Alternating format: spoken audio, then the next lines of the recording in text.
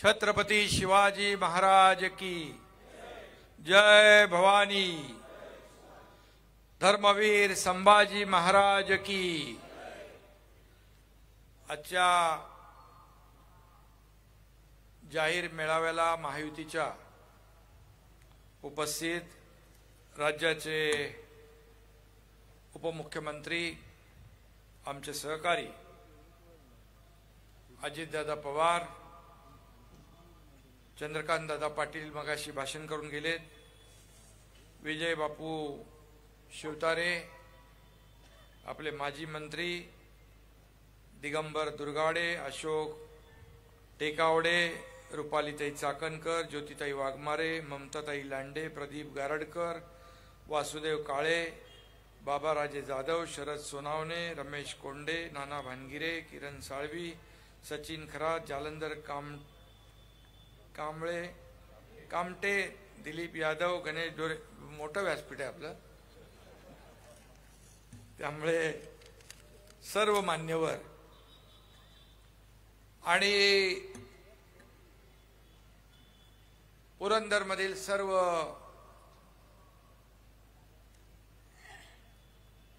बांधव भगिनी आणि पत्रकार मित्रांनो, खरं म्हणजे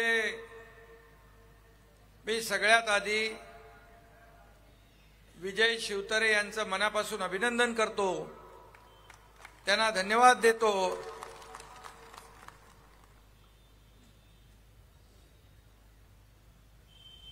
सगळ्या टीव्हीवर चॅनलवर रोज विजय शिवतारे दिसायचे आणि मला फोन यायचे, अरे साहेब काय ते सांगा त्यांना,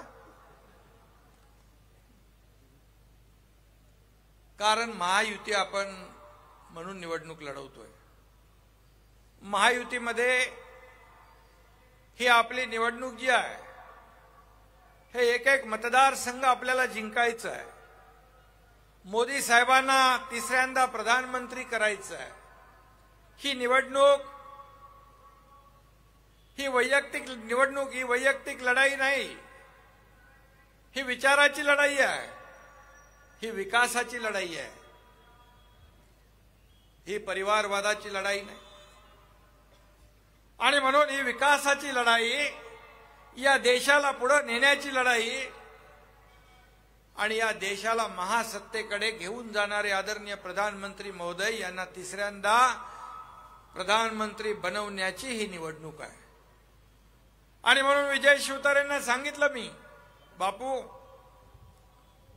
आपण महायुतीतले आहोत, मी मुख्यमंत्री आहे, माझे तुम्ही कार्यकर्ते पदाधिकारी आहात, आणि म्हणून या निवडणुकीमध्ये दिलेला आपला महायुतीचा उमेदवार सुनेत्राताई अजित पवार यांना आपल्याला निवडून द्यायचं आहे।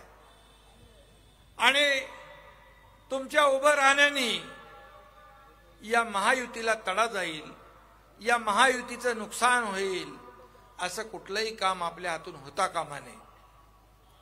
आणि मग ते अगदी जिद्दीला पेटले होते, लोकही माझ्याकडे आले 2 वेळा 3 वेळा, त्यांनी देखील आग्रह केला।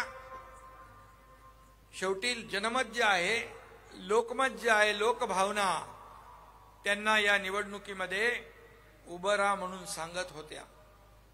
आणि म्हणून त्यांनी आम्हाला सांगितलं तिघांनाही की मी कशासाठी उभा राहत होतो, कशासाठी माझा आग्रह होता, या लोकसभा मतदारसंघामध्ये कामं झाली पाहिजेत, लोकांना न्याय मिळाला पाहिजे, त्याचं पत्रक त्यांनी आम्हाला दिलं।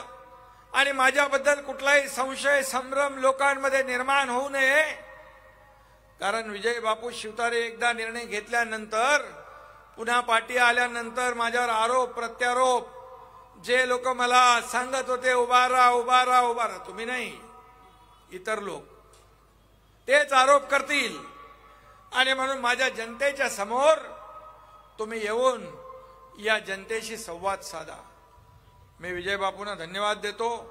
या निमित्ताने तुमच्या सगळ्यांचं दर्शन मला झालं, तुमच्याशी मला बोलता आलं, आणि या ठिकाणी आज एवढ्या मोठ्या संख्येने आपण उपस्थित झालात। खरं म्हणजे दादा ही टर्निंग पॉइंटची सभा आहे आपली. या मतदारसंघामध्ये विजयावर शिक्कामोर्तब या सभेने आज केलेला आहे.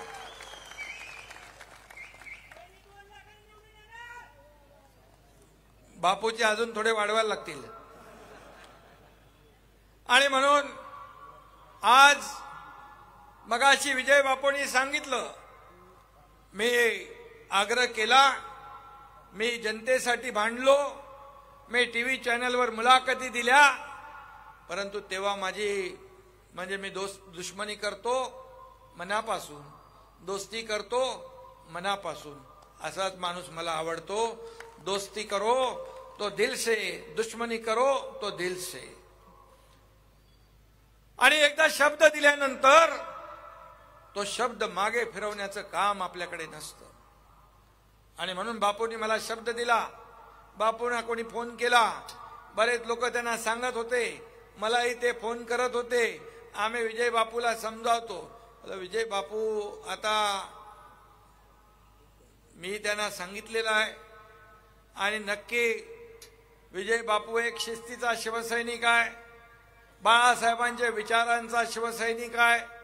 आणि म्हणून आपण जे सरकार बनवलंय हे सरकार बाळासाहेबांच्या विचारांचं सरकार, आज गोरगरिबांच्या मनातलं सरकार. मगाशी अजितदादांनी सांगितलं काय निर्णय आम्ही घेतले. सर्वसामान्य माणसाचे हिताचे जेव्हा निर्णय आमच्या कॅबिनेटमध्ये येतात, एखादी प्रस्ताव फाईल येते, एकाही क्षणाचा विलंब हा मुख्यमंत्री लावत नाही, तात्काळ सही करून मोकळा होतो. अशा प्रकारचं विकासाचं काम, विकासाचं पर्व, विकासाची गंगा या राज्यामध्ये आपण आणली. मगाशी दादांनी सांगितलं की 2.5 वर्षात मागच्या मी सरकारमध्ये होतो त्यावेळेस कोविड करून सगळं बंद होतं. सुरुवात झालेले प्रकल्प बंद केले होते. एकदम नैराश्याचं वातावरण होतं. सण उत्सव सगळे परंपरा बंद होत्या. जसं आपलं 2.5 वर्षापूर्वी सरकार आल्यानंतर सगळ्या बंद्या आपण उठवल्या. एक आनंदाचं वातावरण. शेवटी आपला महाराष्ट्र एक संस्कृती आहे, महाराष्ट्राची एक संस्कृती आहे, महाराष्ट्राची एक परंपरा आहे. सण उत्सव साजरे करणं हे आपल्या महाराष्ट्राचं एक कल्चर आहे. आणि सगळ्या सणांवरची बंदी उठून टाकली. लोक मोकळा श्वास घेऊ लागले. त्यावेळी मला आठवतंय गणपती, नवरात्रोत्सव, गोविंदा सगळं धूमधडाक्यात सगळीकडे सुरू झालं. एक आनंदी वातावरण निर्माण झालं. एक राज्यामध्ये समृद्धीसारखं वातावरण झालं. निगेटिव्हिटी गेली, पॉझिटिव्हिटी आली. आणि कोविड करणारे सरकारच्या कामाने कोविड पण पळून गेला. कोविडचा देखील नायनाट झाला. कारण कोविड करत शेवटी पोटाची खळगी भरायची आपल्याला.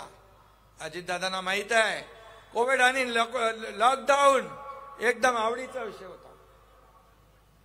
आम्ही दोघं हसायचो. जपानमध्ये, अमेरिकेमध्ये, चायनामध्ये पेशंट वाढले की त्याचा थेट परिणाम महाराष्ट्रात व्हायचा डायरेक्ट. आणि म्हणून हे सरकार काम करणार आहे. हे सरकार न्याय देणार आहे लोकांना. आणि म्हणून गेल्या 1.5-2 वर्षामध्ये अनेक निर्णय घेतले.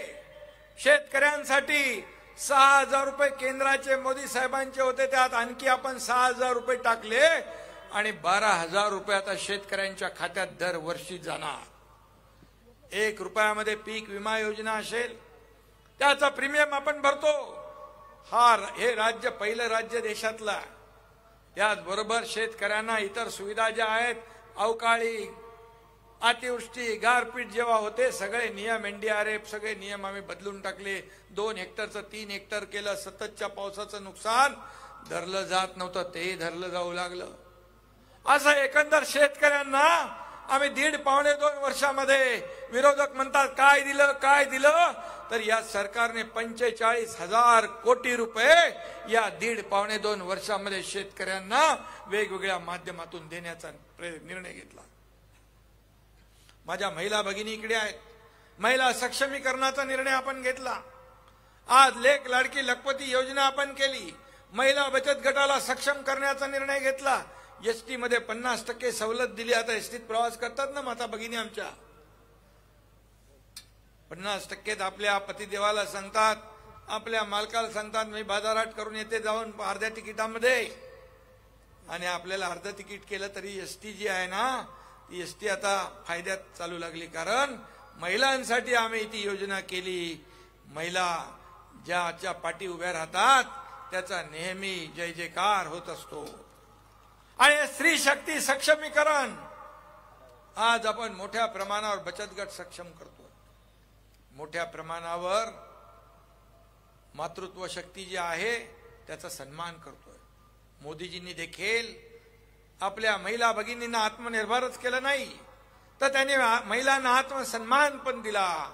या देशाच्या राष्ट्रपती पदावर एक आदिवासी समाजाची महिला राष्ट्रपती म्हणून विराजमान झाली. एवढा मोठा सन्मान या देशाच्या प्रधानमंत्र्यांनी दिला.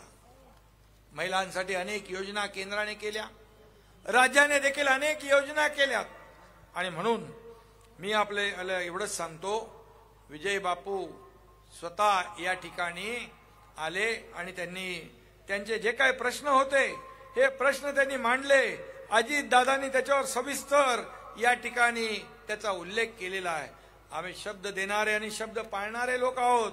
आज मी आपल्याला एवढंच सांगतो की हे सरकार तुमचं आहे, हे सरकार आपल्या सर्वांचं आहे. हा मुख्यमंत्री आपला आहे. सर्वसामान्यातला जेव्हा मुख्यमंत्री उपमुख्यमंत्री होतो तेव्हा सर्वसामान्यांच्या, शेतकऱ्यांच्या, कष्टकऱ्यांच्या, कामगारांच्या, माता भगिनींच्या, युवकांच्या वेदना, व्यथा आणि त्यांच्या समस्या याची जाणीव असते. फक्त मंत्रालयात बसून त्या ठिकाणी घरात बसून काम करता येत नाही.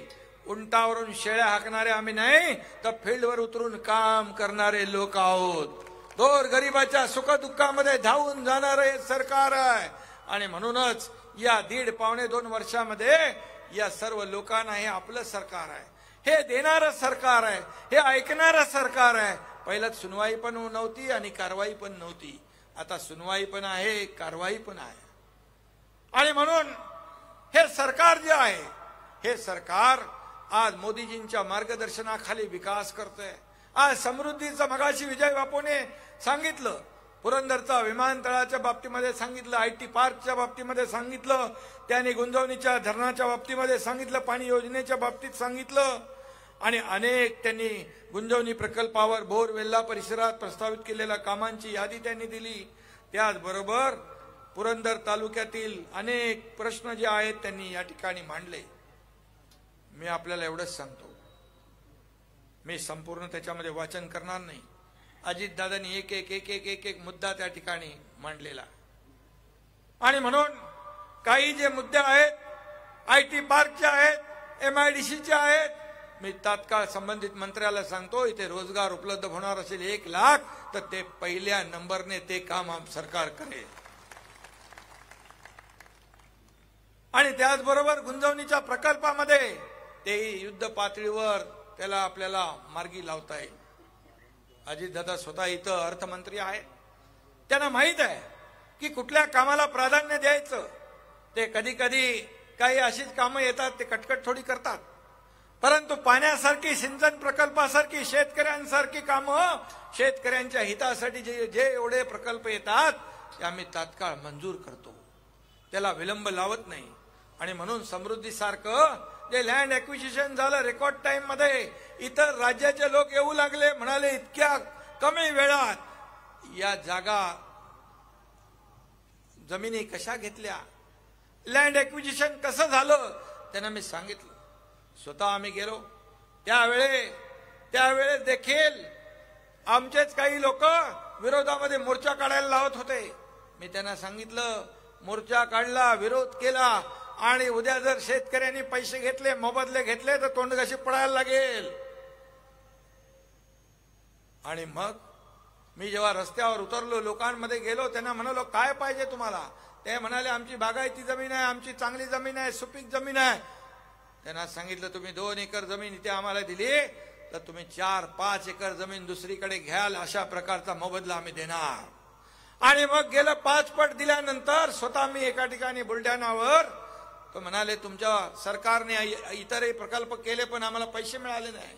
मी म्हणालो बघा त्याच्याशी मला काही संबंध, मला जोडू नका, पण हा प्रकल्पामध्ये मी आता तुम्हाला सांगितल्यानंतर खरेदी खत केल्यानंतर 2 ते 3 तासामध्ये तुमच्या खात्यात आरटीजीएसने पैसे येतील. ते म्हणाले काय भरोसा. म्हणाले तुम्ही साक्षीदार म्हणून सही करा. अजितदादा मी तेव्हा साक्षीदार म्हणून मंत्री असताना सही केली आणि त्याचा मला 2-3 तासाने फोन आला शेतकऱ्याचा, साहेब माझ्या खात्यात पैसे जमा झाले. हे सरकारचं काम आहे. आणि म्हणून अशा प्रकारचे प्रकल्प जे आहेत आम्ही नेहमी सांगतो लोकांना विश्वासात घेऊन करा. लोकांच्यावर जोर जबरदस्ती अन्याय करून कुठलाही प्रकल्प आम्ही पुढे नेणार नाही. ही सरकारची भूमिका आहे. हे सरकारचं स्पष्ट मत आहे.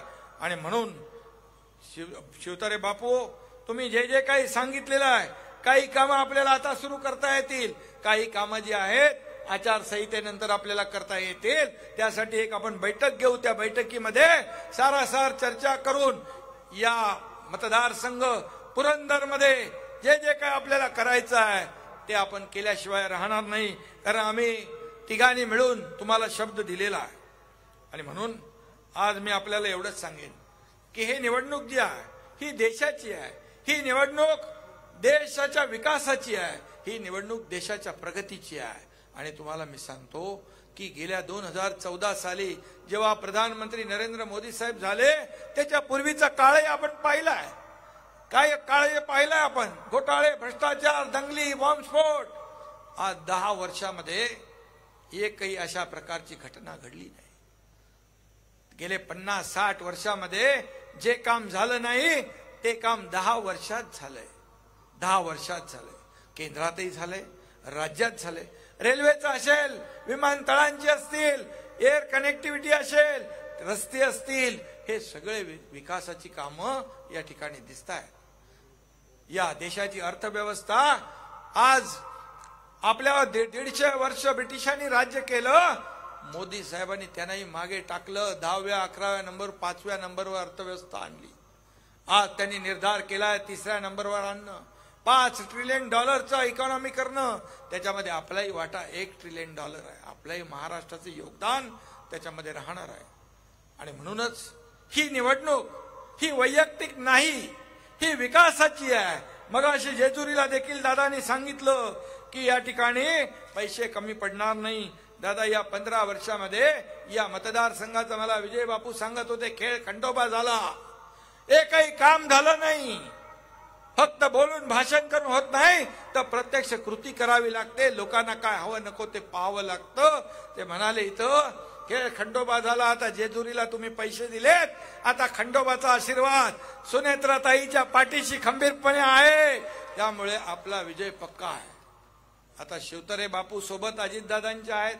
अजित आणि विजय सोबत असल्यामुळे या निवडणुकीमध्ये 2 लाखाच्या पेक्षा जास्तीचं मताधिक्य मिळालं पाहिजे अशासाठी ही सभा लावलेली आहे. आणि म्हणून सुनेत्राताईला मत म्हणजे देशाच्या विकासाला मत, घड्याळाला मत म्हणजे नरेंद्र मोदीजींना मत. अशा प्रकारची भूमिका आपल्याला घ्यायची आहे. आपण महायुतीमध्ये आहोत. काही ठिकाणी धनुष्यबाण आहे, काही ठिकाणी घड्याळ आहे, काही ठिकाणी कमळ आहे. आपल्याला वाटेल कसं बटन दाबू, पण हे बटन दाबावंच लागेल.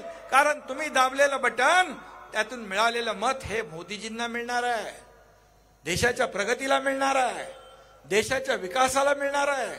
आज 370 कलम हटवण्याची हिंमत कुणाची होती. बोले आग लगाए, हे होईल ते होईल. अरे देशाचे सैनिक मरत होते. पाकिस्तान आतंकवाद करत होता. बोलायची हिंमत नव्हती पूर्वी. आज भारत बोलतो, मोदीजी बोलतात, पूर्ण जग ऐकतो. ही आपल्या देशाची आज एवढी आदराची जागा निर्माण झालेली आहे. या देशाचं नाव जगभरामध्ये रोशन करण्याचं काम आज मोदीजींनी केलंय. आणि म्हणून हे प्रत्येक मतदारसंघ 48 मतदारसंघ आपल्याला महत्वाचे आहेत. आणि म्हणून अजितदादा आज या ठिकाणी गेल्या अनेक वर्ष काम करतायत. 25-30 वर्ष काम करतायत. त्यांच्या कामाची पद्धत आपल्याला माहित आहे. ते बोलतात कडक परंतु काम करतात अतिशय चांगलं. आणि काम करत असताना लोकांना जो काही स्वभाव आहे हे होईल होणार नाही त्याला गोल गोल फिरवण्याचं काम अजितदादा करत नाही.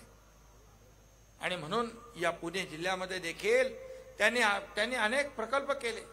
म्हणून तर ते किती वेळा निवडून आले अजितदादा? बरेच वेळा आले. 7 वेळा लोकांनी त्यांना निवडून दिलंय. जर काम केलं नसतं तर हे चित्र दिसलं नसतं. आणि म्हणून काम करणारी माणसं लोकांना पाहिजे. घरी बसून फेसबुक लाईव्ह करणारे लोक पाहिजे आपल्याला का काम करणारा प्रत्यक्ष माणूस पाहिजे? आज मी आपल्याला एवढंच सांगतो की आम्ही काम करणारे लोक आहोत. फील्डवर उतरून काम करणारे आहोत. एखादं संकट, आपत्ती, दुर्घटना आली तर मुख्यमंत्री, उपमुख्यमंत्री, सगळे मंत्री सामोरे जातात. फक्त एसी केबिन मध्ये बसून फोन करून आदेश देत नाही, हे करा, ते करा, ते करा. हे असं सरकार आहे. हे आपलं सरकार आहे.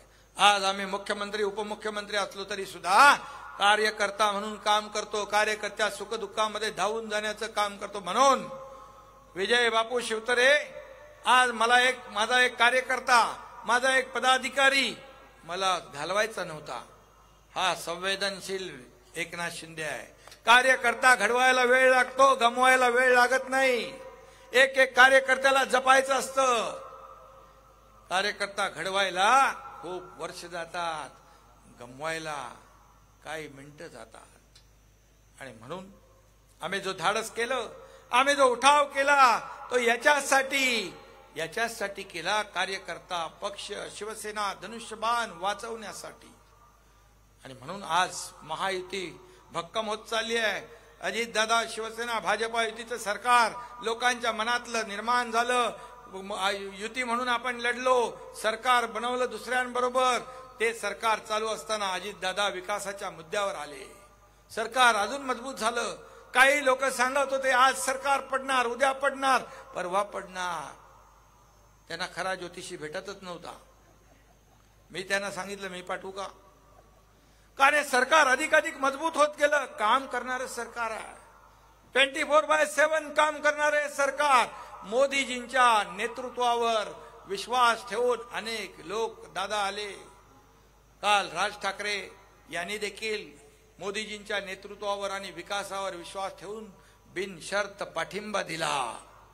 हे काम आहे, पॉझिटिव्ह आहे. आणि म्हणून त्यांनाही मी मनापासून धन्यवाद देतो, त्यांचे अभिनंदन करतो. आणि म्हणून हे बाळासाहेबांच्या विचाराचं सरकार, मगाशी दिघे साहेबांचं नाव कोण तिथे घेत होतं, आनंद दिघे साहेबांच्या विचाराचं सरकार या ठिकाणी पुढे लोकांच्या मनातलं सरकार आम्ही पुढे नेतोय. आणि म्हणून आज मी आपल्याला एवढंच सांगतो, आज किती काही मध्ये आपण पुरंदर उपसा सिंचन प्रकल्पाचं जे नवीन पंपासाठी आपण जे वाढीव बिल दिलं होतं, काय डबल झालेलं ना. आपण ₹2.70 ₹1.16 केलं. ताबडतोब कमी केले. तर शेवटी लोकांसाठी हे सरकार कुणासाठी आहे? हे लोकांसाठी सरकार आहे. आणि म्हणून जेव्हा लोकांचे प्रस्ताव, शेतकऱ्यांचे प्रस्ताव, महिलांचे प्रस्ताव, कष्टकऱ्यांचे प्रस्ताव आपल्या समोर येतात तेव्हा तात्काळ पेन निघतो, सही होते. अगोदर तर पेनच नव्हता. माझ्याकडे 2-2 पेन आहेत. मुख्यमंत्री सहायता निधी, शिवतरे बापू साक्षीदार आहेत. कोणाकडे कधी CMRF झालं, मुख्यमंत्री सहायता निधी आला, मी कुठेही गाडीत असलो, रस्त्यावर असलो, ऑफिसमध्ये असलो, घरात असलो, कुठेही असलो, कार्यक्रमात असलो तरी सही करतो. कारण एका सहीने एका माणसाचा जीव वाचतो, एका कुटुंबातला माणूस वाचतो, कुटुंब वाचतं. हे सरकार आहे. सरकार कुणासाठी पाहिजे? सरकार लोकांच्या हितासाठी पाहिजे. सरकार लोकांच्या भल्यासाठी पाहिजे. आणि म्हणून शासन आपल्या दारीसारखा कार्यक्रम आपण घेतला, लोकाभिमुख झाला. आज योजना होत्या, लाभ होते, लाभार्थी होते, सगळं होतं. परंतु ते कटकटीने ते लाभ सोडून देत होते लोक. नको, मरू दे, सरकारी काम आणि 6 महिने थांब, ही आम्ही संकल्पना रद्द केली. शासन आपल्या दारी घेऊन गेलो. कोणाला ट्रॅक्टर मिळतोय, पॉवर टिलर मिळतोय, ड्रोन मिळतोय, महिला भगिनीला बचत गटाला लोन मिळतंय. आणि हे सगळं होतंय. हे म्हणून आज लोकांच्या पायाखालची वाळू सरकले. काय झालंय? धडकी भरले. काय होणार? अरे आम्ही काम करतोय, तुम्ही काम केलं नाही म्हणून लोकांनी आम्हाला स्वीकारलं. आज हजारो लोक सोबत आहेत, लाखो लोक सोबत आहेत. हाय, मोदींची सभा झाली, मोदीजींची रामटेकला आणि चंद्रपूरला. मोदी मोदी मोदी सारखे करत होते. मोदीमय वातावरण झालंय देशभरामध्ये. लोकांनी ठरवलंय, लोकांनी गॅरंटी घेतली आहे. जसं मोदी गॅरंटी सगळीकडे चालत होती, तसे या देशातल्या लाखो करोडो लोकांनी गॅरंटी घेतली आहे की फिर एक बार मोदी सरकार आणायचं. आणि म्हणून याच्यामध्ये आपला सिंहाचा वाटा असला पाहिजे. आपण कुठे मागे पडता कामा नये. या बारामतीमध्ये याच्या जसं मगाशी चंद्रकांत दादा म्हणाले, आम्ही जेव्हा उठाव केला 38 देशांचं लक्ष होतं, तसंच लक्ष आता या निवडणुकीवर आहे. आणि तुम्ही याचे शिल्पकार बनणार आहात ना. विजयाचे तुम्ही शिल्पकार बनणार आहात ना. आणि म्हणून या विजयाचे शिल्पकार बना. विजय बापूने जो संघर्ष केला, आग्रह केला, त्याने त्याचा बाणेदारपणा दाखवला, स्वाभिमान दाखवला. विजय बापूने असं नाही म्हटले मला काय देणार तुम्ही. त्यांनी म्हटलं माझ्या या भागातल्या लोकांना या सुविधा पाहिजेत, हे प्रकल्प पाहिजेत, यासाठी मी अट्टहास केला होता. आम्ही लोकांनी त्यांना आश्वासन दिलं की कुठल्याही परिस्थितीमध्ये या सर्व कामांना गती मिळेल, चालना मिळेल. आणि त्याच्यावर त्यांनी विश्वास ठेवून माघार घेतली. त्याबद्दल मी आणि आपल्या सगळ्यांना मनापासून धन्यवाद देतो की एवढे जण आपण त्यांच्या पाठीशी उभे राहिलात. आणि विजय बापू शिवतरे एक सर्वसामान्य लोकांच्या हितासाठी लढणारा एक शिवसैनिक, एक नेता, त्याचं एक खरं रूप या ठिकाणी पाहायला मिळालं. मगाशी दुष्काळाच्या वरचा विषय काही पत्रकार मांडत होते. आम्ही बोललो निवडणुका येतात जातात, पण जिथे दुष्काळ आहे, पाणी टंचाई आहे, चारा टंचाई, रोजगार हमीची कामं आहेत, ते सगळ्या देण्याच्या सूचना आम्ही दिलेल्या आहेत. शेतकऱ्याला वाऱ्यावर कधी सरकारने सोडलं नाही, सोडणार नाही. या राज्यामध्ये निवडणुकांचे कामं सुरू असली तरी सुद्धा या ठिकाणी बिलकुल शेतकऱ्यांना ज्या ज्या सुविधा पाहिजे, पाणी टंचाई असेल, टँकर असतील, चारा असेल, त्या ठिकाणी रोजगार हमीची कामं असतील, ही सगळी व्यवस्थित चालू राहिली पाहिजे, अशा प्रकारच्या सूचना अधिकाऱ्यांना आहेत. आणि म्हणून आज मी एवढंच सांगतो की ही तर कामं होतीलच, परंतु पुढचा आम्ही तिघही होतो, तिघांनी शब्द दिलाय, पुढचा पुरंदरचा किल्लेदार हा विजय बापू शिवतारे असतील.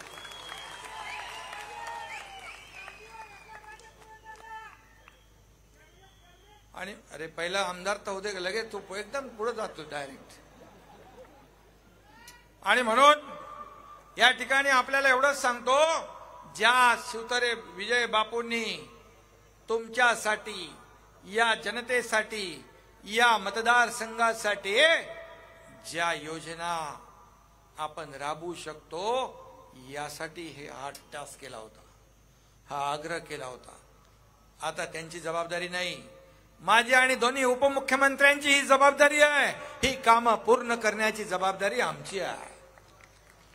आणि म्हणून मी तुम्हाला पुन्हा एकदा मनापासून या ठिकाणी धन्यवाद देईन की आपण विजय बापूवर प्रेम करता आणि त्याच्या प्रेमापोटी आपण त्यांच्या सोबत राहिलात. आज ही सभा होतीये आणि मी एवढंच सांगतो की आपल्या उमेदवार सुनेत्राताई अजित दादा पवार, असंच आहे ना नाव, आणि आपलं बघायचं काय, घड्याळ बघायचं. शिवसैनिक आलेले आहेत, तरी घड्याळ दाबायची सवय त्यांना नाही, पण आता घड्याळ दाबलंच पाहिजे. घड्याळ तुम्ही दाबल्यावरच ते मत मोदीजींना जाणार आहे. त्यामुळे महायुतीमध्ये आपण आहोत आणि त्यामुळे आपण आपलं एक एक मत अमूल्य आहे.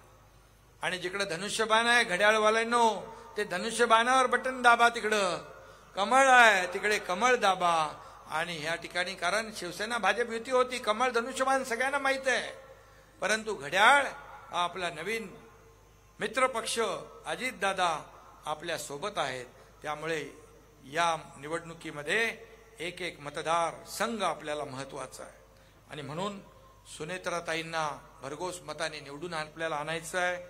आणि मी जाता जाता एवढंच सांगतो, काही जणांचे झाले आहे आता अति, काही जणांची गेली मती, आपण विकासाला देऊ गती आणि जिंकूया आपली बारामती. धन्यवाद. जय हिंद, जय महाराष्ट्र. सगळ्यांनी या ठिकाणी जागेवर थांबायचे. आभार प्रदर्शनाचं